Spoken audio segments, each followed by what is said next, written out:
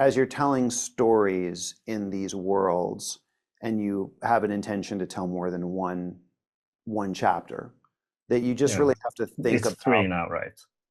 Well, I can't really talk too much about the details of Star Wars, but like I can say like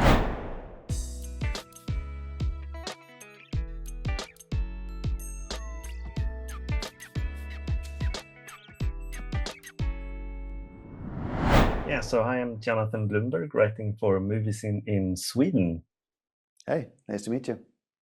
The pleasure is all mine. I finished the final episode of the season today, so I've seen all 10 episodes, Amazing. and yeah, and I've loved the first two seasons a lot, but I think this is my favorite so far, Oh wow. having all the characters come together like they do this season. So it's more of a contained story. I Yeah. really appreciated that. Thanks. Um, yeah, so this season, as I said, we have a more contained story. What was it that you wanted to kind of be able to do, having that set up this time around? Yeah, I mean, from the beginning of working on the show, conceiving the show, I'd always imagined that we would spend at least a season, and it turned out to be 2 seasons, with the stories being parallel but not converging. There's a little overlap last season with a couple characters, but it wasn't Yeah, really bringing them all together. And so I was really excited this season. I mean, I think it's the biggest thing about this season. We have a new alien, and we have a lot, a mission that's a unique kind of storytelling for the show, because usually they're kind of on the run and trying to survive. And this season, they're actually like taking the action to the aliens. But it was really for me about the finally bringing these characters that we've lived with for many, many hours and gone deep with and experienced loss and love and so many things, really bringing them together and forcing them to become a team. And that in many ways, the question of the season, as you know, the question of the season is, can they come together as a team in time? And if they can't, then we're doomed. And if they can, then we've got a shot. And I really like the idea of the question of, if people from different backgrounds, different nationalities, complete strangers, can actually come together as a team, and what that means. I think, like as a metaphor for our world, but also just as interesting dramatic storytelling. It was always for me the goal that we would get to with the show. yeah, and I think you kind of nailed it this season. So that's really really nice to see. And I was a big fan of Arrival and Falling Skies, and kind of Mm-hmm. feel like this is the one that marries those two together. Mm-hmm. Yeah, that's Uh, interesting. Totally. Yeah, the in the very first episode though, we had Sam Neill, Mm-hmm. Mm-hmm. and I've kind of been expecting him to pop up sometime down the line, but that hasn't happened. So could you talk a bit about what happened there? Because I always wondered.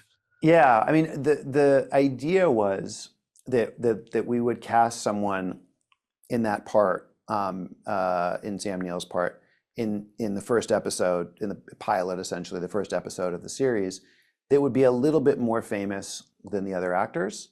And so the audience would expect that that's going to be the protagonist, the lead of the show. And then we would kill him in the first episode, so that the audience would feel like actually nobody was safe on the show. It's something obviously Game of Thrones did brilliantly. Yeah, And so we wanted to really just wanted to have the audience be a little bit off kilter, watching the series and not know exactly what to expect. And that was the reason for that. We didn't well, talk about it that. worked. Yeah, thanks. Okay. Thanks. Yeah.